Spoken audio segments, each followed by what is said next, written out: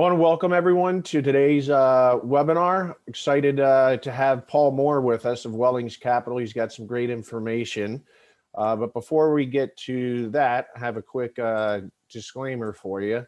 Camaplan does not endorse any investments or give any investment advice. Please consult with your accountants and attorneys, advisors before making any investment.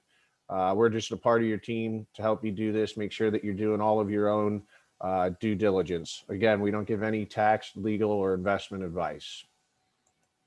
What is a self-directed IRA? Basically, a self-directed IRA lets you invest in anything that you want. The IRS never tells you what you can invest in, only what you cannot invest in, and that's collectibles and life insurance. So as long as it doesn't classify as that, most likely you're able to use your IRA or 401k to make an investment. These are some of the most popular investments we see our clients in. Real estate, that's a big field. Paul's going to talk to us about commercial real estate here in just a moment. Precious metals, that's physical bullion,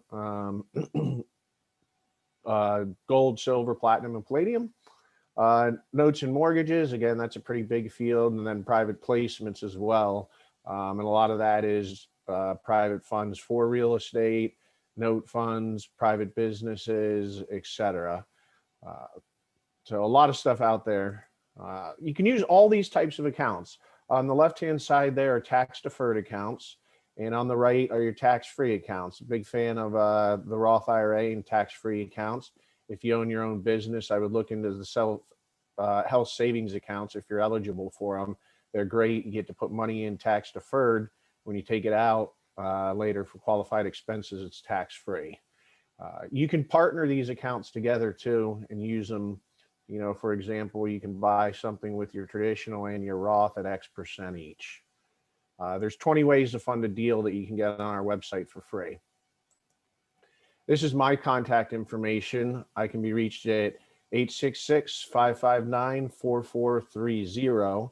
And my email is rfisher@Camaplan, Fisher's with a C, RFISCHER @CAMAPLAN.com. And I'll let Paul talk about himself here. I want to welcome you, Paul, and I'll go ahead and stop my share here, but welcome, Paul. Hey, it's great to be here. Thank you so much, Ryan. Thanks, Rebecca. Thanks, everybody, for showing up today. I am super excited about our topic today, and I think you will be too. We're going to talk about why the world's wealthiest people invest in commercial real estate. And it is amazing. When I look across the Forbes 400 list, can you see my screen okay, Ryan? Yes, you're good. All right. So when you look across the Forbes 400 list, it's amazing how many people either made their billions or sustain it by investing in commercial real estate. And almost all of them do. And so the question is why? Why would they pick commercial real estate? When I look at all the malls out there that are being shuttered and the problems we saw with hotel and retail last year, I have to wonder, is this a good place to invest? And if I was just starting investing right now, I'd be kind of scared. Well, let me tell you why they're not scared. And I'm going to tell you also why you could not be scared as well. So last month we talked about why, as a multifamily author, that's me, not investing in multifamily right now. And so if you want to get a copy of that, you can get that from Camaplans. We so appreciate Camaplans. And again, if you want to get an IRA set up, they are the place to do it. We recommend Camaplans here at Wealthiest Capital. But a lot of us know about residential real estate. I mean, before I ever thought about being a real estate investor as a profession, back in the 90s, I thought about buying residential real estate and I understood how it was valued. And you probably do too. If you were able to take this house on the left and somehow magically turn it into this beautiful house on the right, you could potentially be very excited about that investment. It might be something that's shown on HGTV and they could, make millions of dollars from it. But the question is, how much could you make? Because if this house on the left is in a $200,000 fixer upper in a $350,000 neighborhood and you spend $1 million on it, like the one on the right there, to get it to where it is. And by the way, I almost did this once. I don't want to talk about that. I've got a podcast called How to Lose Money. And if you want to find out more about that, you can go to howtolosemoney.com. But at any rate, it is possible to spend too much fixing up a residential house, and it's possible to do the same on commercial. But the problem with residential, and we all know this inherently, is if you put $1 million into a neighborhood that's 350,000, you're probably not going to get your $1 million or more profit out of it. So years ago, after doing dozens and dozens of single family residential and flips and all kinds of stuff like flipping waterfront lots and even building houses, which is a huge mistake for a guy who doesn't know how to tighten his own doorknob. But like I said, how to lose money, folks. But at any rate, I switched to commercial real estate, and I am so happy that I did. Today, we're going to talk about the power of commercial real estate to create wealth. And I'm going to talk about something that's not very often talked about, which is a secret within commercial real estate to create even more wealth. And then hopefully we'll have time before the Q&A to talk about how you could get involved with your IRA. Paul, I do want to just jump in real quick and let everybody know that there is a Q&A box for you guys to type questions in. There's also a chat box as well if anybody has anything to say at the moment. All right, great. And we'll be taking all your questions at the end, and we're going to have a significant time for question at the end. So the power of intrinsic value, and this is where I'm going to get into the secret within commercial real estate, and then I'm going to talk about commercial real estate in general. The sculpture is already complete within the marble block. Before I start my work, it's already there. I just have to chisel away the superfluous material. It's a hard word. Michelangelo said that, and it's kind of hard to believe, but he said it and he was pretty good at it. And so if you took this granite block, I have no idea what this actually marble block would be worth, but let's say, I mean, it's a commodity. So let's say it's $100. I mean, it may be 1,000, it may be 10, but let's say it's $100. But if you were able to, buy the finished product after this was sculpted, it would be many, many times more. I mean, this is obviously a block that's being sculpted. And we can see from this piece of sculpture here, again, the marble block at the beginning was a commodity, but when it's sculpted, it's crafted into its true intrinsic value.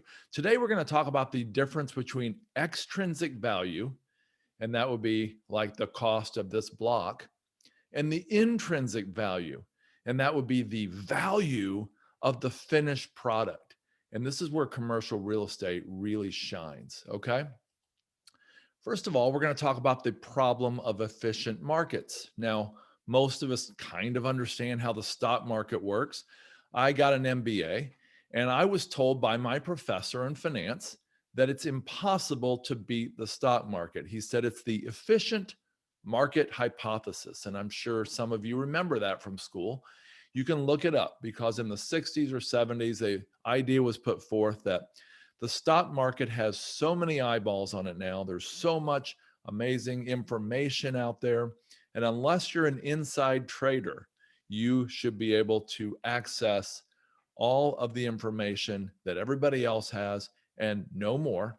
And therefore, you shouldn't be able to figure out if there is a way to beat the market.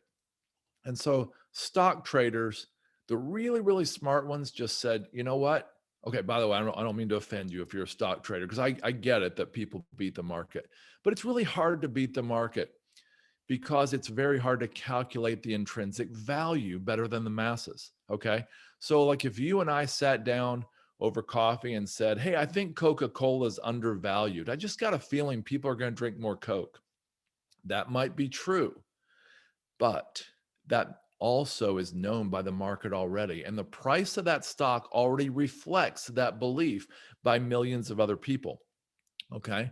And so because the price of that stock already calculates in the potential for a cold winter, or the potential for oil price changes, or the potential for whatever.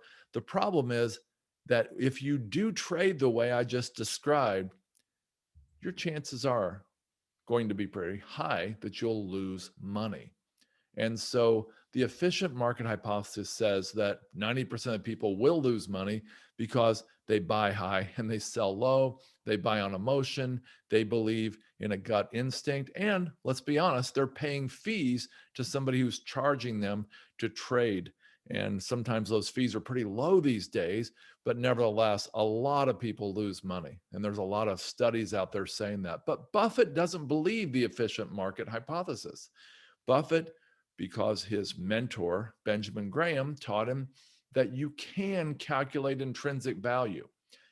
If you're Warren Buffett and you spend 6 to 8 hours a day for 70 straight years reading, holed up in a little cubbyhole, doing calculations with your slide rule, I'm kidding, you can potentially get an edge. And Buffett's done an amazing job. In fact, Buffett's been able to get a $2 million 2,000,000% ROI from the beginning of Berkshire Hathaway in 1964, his beginning in it, to the end of 2020. $2 million return, because he doesn't believe in the efficient market hypothesis for him.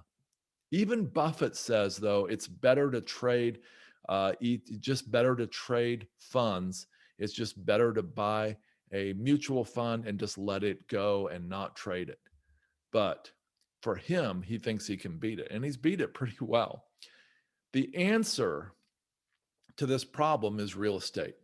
Real estate does not have an efficient market. Nobody could argue that the efficient market hypothesis applies to real estate.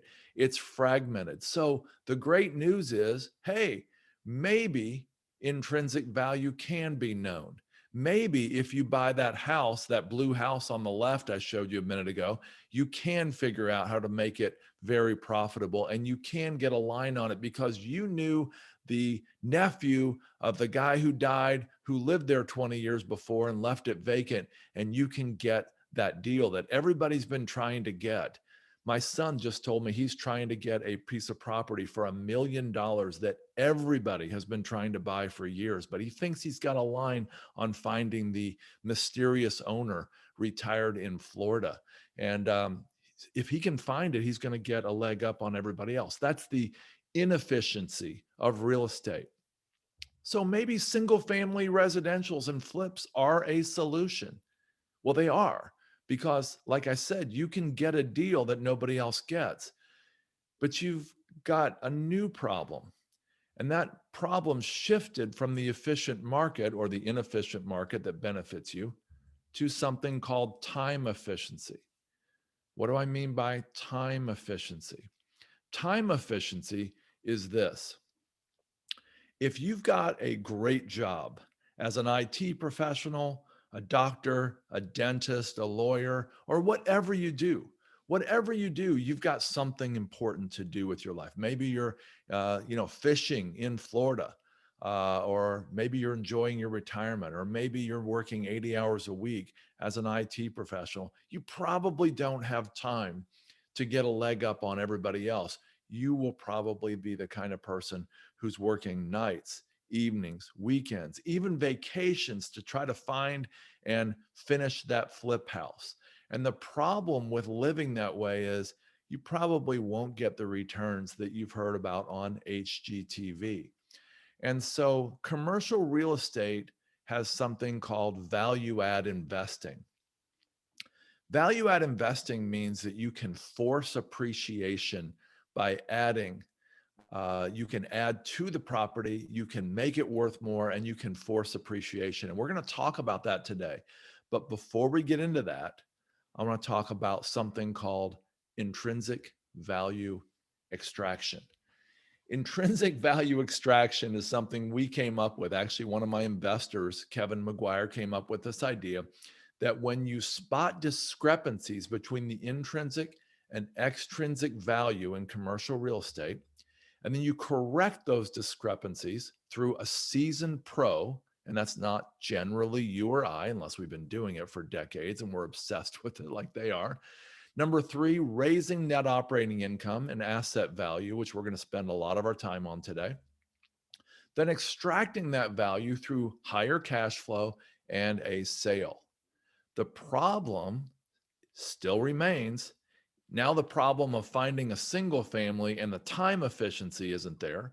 The problem of the efficient market with stock markets isn't there. We've got a new problem. We've got massive barriers to entry. Massive barriers to entry to get into commercial real estate. I mean, how many of us can go out and find a great deal on a $7 million mobile home park today? I'm going to tell you a story about that in just a few minutes. How many of us today can go out and write a check for $3 million and get debt for $4.1 million to buy that $7.1 million mobile home park? It's very hard to do. And so the goal of this, though, this intrinsic value extraction, like Michelangelo, is like Buffett, like Michelangelo who's carving and sees the sculpture in the stone, like Buffett is to aim to beat the market by understanding and then later extracting intrinsic value. And then you're basically upping the extrinsic value to a new level. And today I'm going to tell you 3 shocking stories about taking the intrinsic value and turning it into the extrinsic value on the other side and making a huge profit. But before we talk about that, we're going to talk about the wealthiest guy in the world, who, by the way, invests in commercial real estate too. Of course, that's Jeff Bezos. Jeff did a really weird thing. He didn't just use a door for his desk. He also took all the light bulbs out of the vending machines in all the Amazon facilities at some point in the past. Why did he do that? Well, he reasoned that why should he be advertising Lance snacks? Why should he be spending that electricity, buying that light bulb, having the maintenance guy come around and, change that bulb? What's the good in that? See, he realized that the power of a dollar saved in his business was massive because it was multiplied. It was leveraged. Here's how it works. Take the dollar a month saved in electricity and light bulbs and maintenance. Let's say average $1 per machine. Let's say that dollar is added to the bottom line. Now, if you add $1 to the bottom line, that's $12 a year. My mom always told me I was good in math. Anyway, seriously, $12 a year, but there's a price to earnings ratio for Amazon stock. And I don't know what that price to earnings ratio is now, but let's say it's 40. So you take $12 a year in savings, and that's added to the bottom line. That's multiplied by, let's say the price to earnings ratio is 40. That's $480 added to his net worth. Okay. That's why he has a door for his desk. And that's why he took these light bulbs out. Okay. Well, it works in commercial real estate the same way. Okay. And this is why I believe the wealthiest people in the world invest in commercial real estate, because $1 added to the bottom line is $12 a year. And you divide it by a cap rate to get the added asset value. Okay. It's sort of the reverse of the price to earnings ratio. And what it is this: the value of commercial real estate is this. It's the net operating income. Okay. The net operating income divided by the rate of return, which is also known as the cap rate. Cap rates typically run in the 4.5% to 7% range these days. They used to be around 8 or 10. And that means people are willing to pay for a 6% return. In other words, they'll take the value divided by 0.06, and you take that $12, that dollar a month, divided by 6%, 0.06, and you add $200 to the asset value. So this is how we drive appreciation. But the appreciation on asset is even leveraged further by having debt. And if you can have, let's say, 60% debt, that $200 asset value change can be more like a $500 change in equity. It's the equivalent of that, because using 60% debt means you're multiplying, because the bank doesn't get to share in those profits if the value goes up. And so right now, this is the most important slide on here. We're going to go over some examples of how a dollar in commercial real estate can massively improve your wealth. Okay. Now let's say you had 15 vacant apartments. And if you've got a calculator right now, you can do the math here. So we're talking about adding to the NOI, the net operating income, and holding the cap rate constant. 15 vacant apartments at $825 a month. Okay, I had a 125 unit apartment building, and our goal was to fill 15 vacant apartments at $825 a month. Well, that 15 times 825 times 12 months is 148,000 in annual increased income. That's pretty good. But when you divide that by a 6% cap rate, that's 0.06, that's a 2.475 increase in the value of the apartment. Now, let's say I bought that apartment building for 8 million. Okay. If I can increase the value by 2.475, that's a 30% increase in value of the asset. But if I have debt, if I have 5 million in debt and 3 million in equity, that's an 83% return on equity. Wait a minute. I'm saying that if I just filled 15 vacant apartments, I can increase my profit to the investors by 83%. That doesn't even include the increased cash flow. That's pretty big. And that's the power of a dollar in commercial real estate. Another way to do it would be to save $25 a month on water bills. And we did that too. We passed water bills back from the company to the individual units. You multiply that by 125 units, and that was a $37,500 annual savings. That's enough to pay for, an entry-level maintenance person. That's pretty good. But that increased the value of the property by $625,000. That's an 8% return on the asset, but a 21% return on your equity.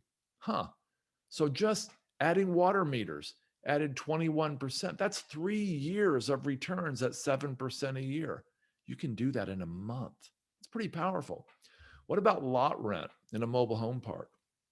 We just had a 300 space mobile home park. And by raising the lot rent a very modest 5%, because the lot rents were like 30% below market, that was $15 a month on a $300 lot rent. $15 a month times 300 spaces times 12 months, that was $54,000 a year. But that's a $900,000 increase in the asset value. That's 23% on a certain mobile home park, but that's a 60% return on equity. Raising lot rent, not even filling any more lots, just raising it by 5% could increase a commercial real estate investor's profit by 60% if they sold it right then. That's powerful. Think about that. What about a cable or internet deal? Well, going back to the apartments, adding $25 a month at 125 units. We've already seen the numbers for that before, and that was a 42% return. That's actually on the mobile home park. Okay, 42% return. Outdoor storage at a mobile home park. We had a mobile home park that had an acre out front, and there were also cars and RVs and boats sitting all around the park. And so we said, okay, well, let's just pave an acre of that. Actually, I wasn't the operator, but my friend was the operator. He paved an acre out front. He put a fence around it, and he got $100,000 in that, but he makes $10,000 a month. That's $120,000 a year. And on that mobile home park, that turned out to be, let's say the mobile home park was $5 million. Okay, now do the math on this. $5 million park, that's $2 million in equity, $3 million in debt. Okay, $120,000 a year in increased net operating income. $120,000, remember our value formula. The value is the NOI, net operating income, divided by cap rate. $120,000 a year in increased income divided by 0.06, 6% cap rate, increase the value by $2 million. Wait a minute. That means this mobile home park just went up by 40% in value by adding parking? But it's better than that because the equity doubled. It went from $2 million to $4 million. The bankers didn't share in that profit. Okay. That's just by adding parking, adding U-Haul at a self-storage facility. Well, in this case, that's $36,000 a year, 20% return on asset value, but a 60% return on equity. My friends, that's from signing a U-Haul contract and putting some trucks out front and getting somebody to clean them out. Point of sale items at a self-storage facility, this example, just adding locks, boxes, tape, and scissors added $1,000 a month, or 20% return on the investor's equity. Adding insurance and late fees at a self-storage facility, $5 a month. That can't be much return, right? $5 a month, 800 storage units involved here. Okay, so you multiply 5 times 800, that's 48,000 in income, and this turned out to be a 27% return on equity. Sounds kind of low after those other numbers, but all we're talking about is adding $5 a month. This is the power of the commercial real estate value formula. Now, what I want to do is jump into some examples, okay? This is an actual slide I used. I did a webinar on February 27th, 2020, and we acquired a mobile home park in Louisville, Kentucky for $7.1 million. That was about half debt, half equity. Got an offer, $9.5 million just a few days later. It was actually $9 million. Then they upped it to $9.5 million. Now, with $3.5 million in equity in and the potential of $6 million in equity out, that would have been a 68% return on equity. My operating partner said, no way. He said, this is worth $12 to $14 million once we increase the value by submetering, filling vacant sites, increasing lot rent. And this is the offer. This is actually a screenshot of the original offer for $9 million, just to prove it. And there's the mobile home park in Louisville, Kentucky. Well, I was a little doubtful about the 12 to 14 million in 3 years, but I thought, well, okay, we can wait 3 years and see if he really gets there. We didn't wait 3 years, because in 6 months, this $7.1 million mobile home park that had $3.5 million in equity had 2/3 of the value creation strategy done. We raised lot rents a little, and we also set the water and sewer and other costs back to the tenant, which was common. By the way, this mobile home park, the owner hadn't been there in 5 years because he had died 5 years ago. I don't mean to make light of that. I know it sounded funny. It wasn't funny to that family, but seriously, they were left with a mobile home park they didn't know how to run, and it was run okay from 3 states away. But now they're getting an offer for $7.1 million. That changed that family's life. It was a lot of money. But after he got in and he was able to see the intrinsic value, he was Michelangelo. I'm talking about my operator. And he was able to pull that intrinsic value out, and he got an offer for $15 million, and he closed on it 10 months later for $15 million. That was an IRR of 347% at the project level, a multiple on invested capital of 3.4x. Gross profit on that deal was $10.5 million. And that's cash flow and appreciation in 10 months. And it closed in December 2020. These are real numbers from a real deal. And it just happened in December. Here's another example. Grand Junction, Colorado. A lady was really having a hard time running this property. And it was sold to my friend Matt for $4.3 million. It was a self-storage facility, had RV spaces, 650 units. It was terribly underperforming. Check this out. 80% delinquency. The 80% occupancy wasn't terrible, but the 80% of the tenants weren't paying at all or were paying late. 80%. Well, this poor lady sold it off market to my friend Matt. She was so happy to get out of the business. And I mean, $4.3 million made her life better.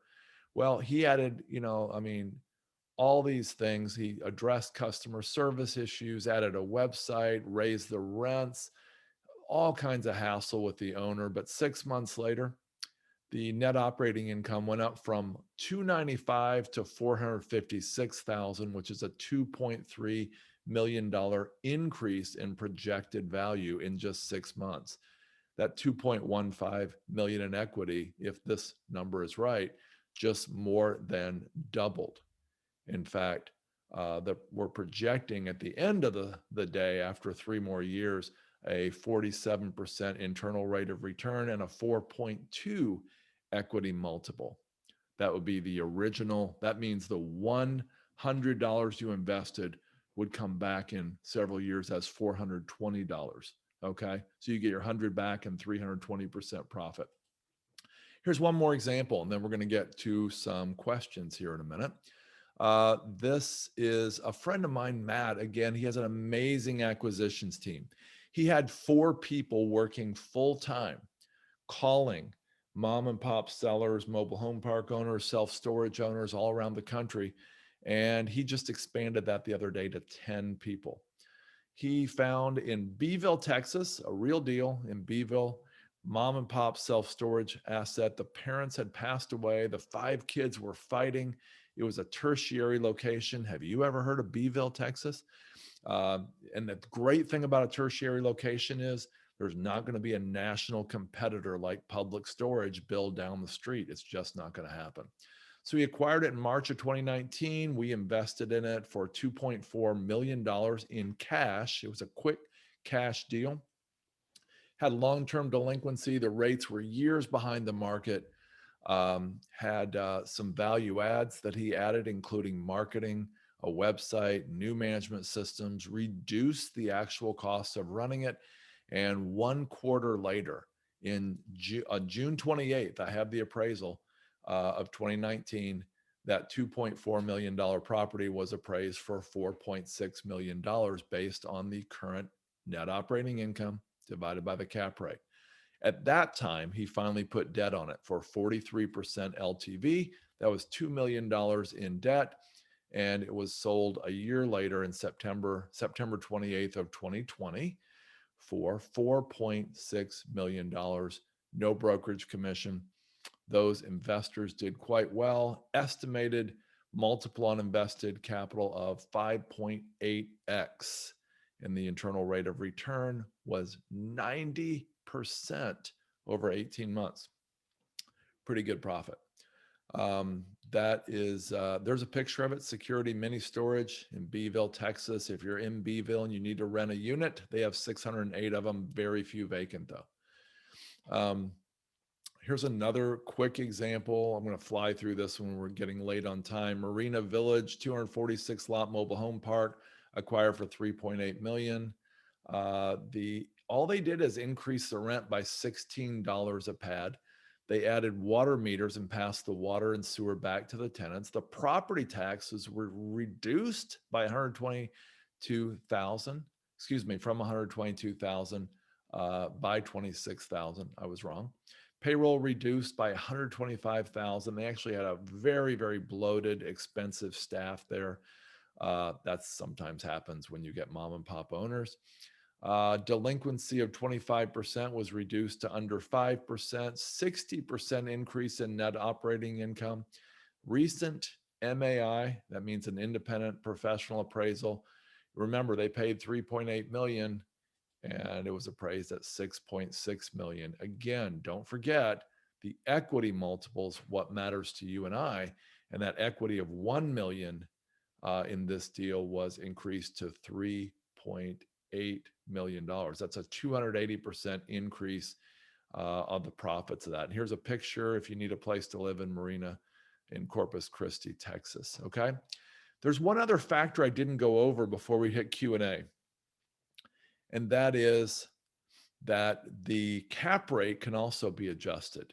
Now it's harder to adjust because there's all kinds of exogenous factors like interest rates and the market and the economy, but it is possible to adjust the cap rates, and here's how. It's widely known that if you can put together a portfolio of well-run properties, especially in these fragmented areas like mobile home parks, that you can actually get a lower cap rate, which means a higher value. If you can take a 6% cap rate, let's say you bought it at that, and sell it for 5%, that is like a 20% increase on top of the net operating income. We haven't even got into that today in the math. And so if you can increase it another 15, 20, 25% by selling to a premium buyer like an institutional, like Blackstone, one of our investors actually two of the groups we invest with, 2 out of 5 have sold assets to Blackstone or have Blackstone as one of their investors. And we invest with them and we love investing with them. And so if you go back to last month's presentation, you're going to see why we personally love self-storage. It's recession resistant. It's great in booms, great in busts. We also love mobile home parks. It's the only asset type that has a decreasing supply and an increasing demand every year. And so those are some of the things we love, and we love to tell you more about it. These are some self-storage facilities and mobile home parks we've invested in. I'm really passionate about this, and really passionate that people realize the power of this. So if you have a desire to get a free publication on how to invest in self-storage and mobile home parks, you can do that at wellingscapital.com/resources. Okay, so it's time for some Q&A. Let's get Ryan back on the line and we'll do some Q&A here. Great, Paul. And anybody just type your questions into the Q&A box. But first, Paul, first question that I saw there was, what's the best way for someone to get involved in commercial real estate or these mobile home parks?